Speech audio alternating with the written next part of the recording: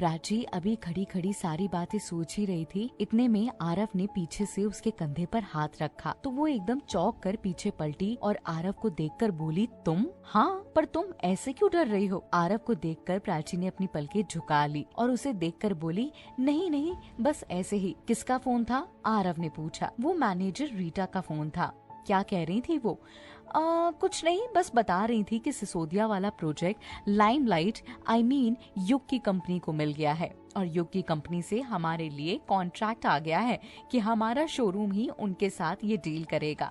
पर ये प्रोजेक्ट तो अमन को मिल चुका था ना? हाँ वही तो, मैं भी समझ नहीं पा रहा हूँ कि उसने क्यों ये डील कैंसिल कर दी और क्यों वो अमाउंट रिटर्न करवा दिया। ये सुनकर आरव कुछ सोचते हुए बोला, कोई नहीं, छोड़ो, हो सकता है उसके दिमाग में कुछ चल रहा हो। तुम उसके बारे में सोचकर अपना वक्त जायज खराब मत करो। चलो यहाँ से, सब तुम्हारा वेट कर रहे हैं। ये कहकर आरव प्राची को लेकर वहाँ से चला गया तो प्राची सबके साथ बैठकर एंजॉय करने लगी। घर पर शादी की तैयारियां जोरों शोरों से चल रही थी और प्राची की शॉपिंग पूरी हो गई थी। बस अब शादी की रस्में थी जो वो खुशी खुशी अटेंड कर रही थी, क्योंकि अब तो युग ने भी उसे बता दिया था कि शादी के बाद भी वो जॉब कर सकती है। उसे थोड़ी सी खुशी थी, हालांकि वो शादी से खुश नहीं थी, लेकिन अब अपनी जिंदगी में आगे बढ़ने के लिए वो पूरी तरह तैयार हो चुकी थी और वो नहीं चाहती थी कि अब अमन और उसका रास्ता टकराए, क्योंकि उन दोनों का एक होना मुश्किल ही नहीं, नामुमकिन था। आयशा ही अमन की पत्नी है और वही अमन के बच्चे की माँ बनने वाली है। इस हाल में वो भी जानती थी कि आयशा असहाय हो जाएगी, लेकिन प्राची तो ये जानती ही नहीं थी कि वो बच्चा अमन का नहीं, अमित का है। और ना ही आयशा के बारे में प्राची को कुछ सबूत मिले थे अभी तक जिससे वो आयशा की सच्चाई समझ सके। वो तो यही सोच रही थी कि भले ही आयशा ने अमन को धोखे से पाया था, भले ही आयशा ने अमन को प्राची से अलग किया था, लेकिन वो इतना बड़ा खेल कैसे खेल सकती है, ये प्राची ने सपने में भी नहीं सोचा था। आयशा के आने के बाद रीमा जैसे ही वहाँ से उठकर जाने लगी तो उसकी मम्मी ने कहा, कहाँ जा रही है तू? दादी के पास, रीमा ने जवाब दिया। क्यों दिन भर दादी के पास जाती रहती है तू? हाँ, आपको उसमें भी प्रॉब्लम है? आप कहो तो यहीं बैठी रहूं? हाँ, नहीं जाती हूँ कहीं भी। है नहीं तो मुझे कुछ काम है, मुझे जाने दो अभी।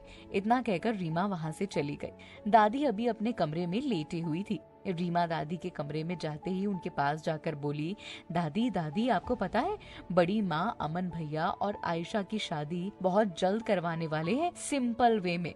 दादी ये सुनकर घबराते घबराते बोली, क्या कह रही है तू? हाँ हाँ दादी, मैं अभी बाहर बातें सुनकर आ रही हूँ। सब बैठकर यही डिसाइड कर रहे हैं कि शादी कब करना है, कहाँ से करना है और कैसे करना है।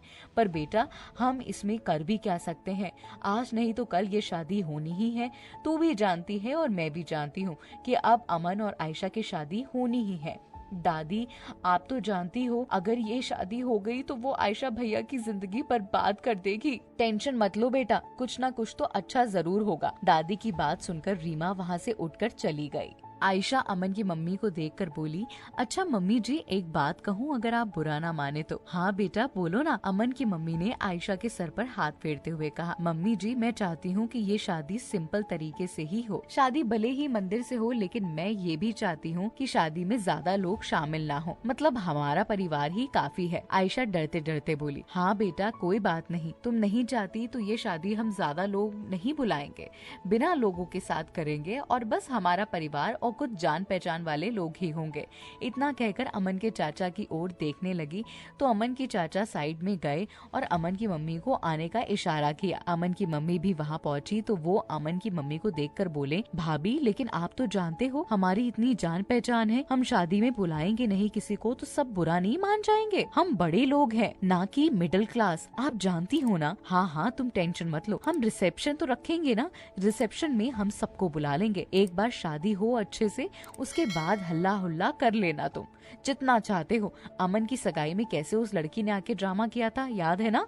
हाँ भाभी, वो तो मैं जानता हूँ, पर उस लड़की की खुद भी शादी है 3 दिन में, तो वो यहाँ आकर ड्रामा क्यों करेगी? अब तुम नहीं जानते उस लड़की को, वो बहुत गद्दार है। हाँ देखो भाभी, जानती तो आप भी उसे नहीं है। खैर इन बातों में कब कोई फायदा नहीं है।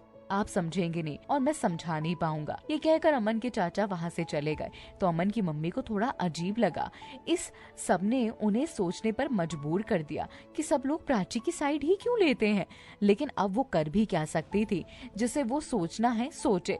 बस आयशा को अपने घर की बहू बनाना चाहती थी वो, और इसीलिए वो आयशा और अमन की शादी जल्द से जल्द करवाना चाहती थी। पूजा अपने घर पर बैठे बैठे अभी भी अमन और प्राची के बारे में सोचकर परेशान थी। इतने में उसका फोन बजा। उसने झट से फोन रिसीव किया तो देखा कि फोन पर दिव्यांशी का नाम लिखा था। कॉल रिसीव करके पूजा ने अनमने मन से कहा, हाँ दिव्यांशी बोलो, क्या हुआ, क्यों फोन किया? आपको पता है राघव आज अमित से मिले थे। अमित? अमित कौन? वही आयशा का बॉयफ्रेंड, दिव्यांशी ने कहा। अच्छा अच्छा, तो क्या हुआ? देखो राघव ने कहा तो है कि अमित वो आयशा की सच्चाई निकलवा लेगा, और उसकी सच्चाई पता करके वो वीडियो क्लिप भी निकलवा ले तो हमारा प्लान काम कर जाएगा और हम प्लान में कामयाब हो जाएंगे। क्योंकि अब हमारे पास ज्यादा टाइम नहीं है, 3 दिन बाद ही प्राची की शादी है और सुनने में आया है कि अमन सर भी आयशा से शादी करने वाले हैं 4 दिन में। तुम्हें किसने बताई ये बात? वैसे तो मुझे ये बात कौन बताएगा, अमन की बहन रीमा का फोन आया था मेरे पास, उसी ने बताया था। तो तुम्हारी बात होती है क्या उससे? हाँ कभी कभी। अच्छा मैं रखती हूँ, मुझे काम है। ये कहकर दिव्यांशी ने फोन काट दिया। तो पूजा सोचने लगी कि भगवान कोई तो रास्ता निकाल दो, कैसे भी करके आयशा की सच्चाई सामने ला दो, क्योंकि अब वो बहुत जरूरी है। अगर आयशा की सच्चाई सामने नहीं आई तो सब चौपट हो जाएगा, और वो नहीं चाहती थी कि अब अमन और प्राची की ये परीक्षाएं उन्हें देनी पड़े। बहुत परीक्षा दे दी थी अमन और प्राची ने, अब तो इन्हें एक होना ही था हर हाल में। दोनों का एक होना बहुत जरूरी था। अब आगे क्या होगा, ये बातें आपको अगले एपिसोड में पता चलेंगी। और इस एपिसोड का रिव्यू जो है कैसा लगा आपको, कमेंट करके जरूर बताइएगा।